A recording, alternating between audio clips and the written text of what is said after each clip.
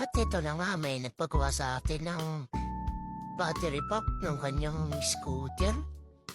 So, ang gagawin natin, ito spot weld lang tayo niyan.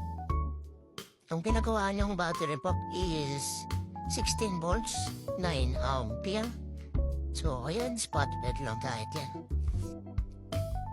Ang next na gagawin, kailangan pagkakasama ang ating negative positive para sa ating 16 volts. Ang tawag pala dito is 4S3P. Ayan po yan, ibig sabihin 16 volts yan, tsaka 9 ampere. 9 milliampere siya.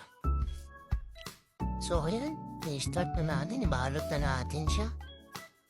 Yung pagkabalot, lagyan na natin yung kanyang BMS. Yung BMS na yan is meron yung 16 volts.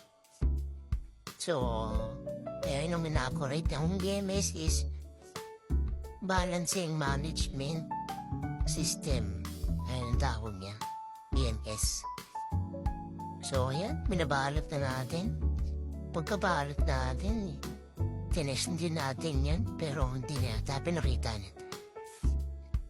Kaya ng ating 16 volts, 9 milliampere.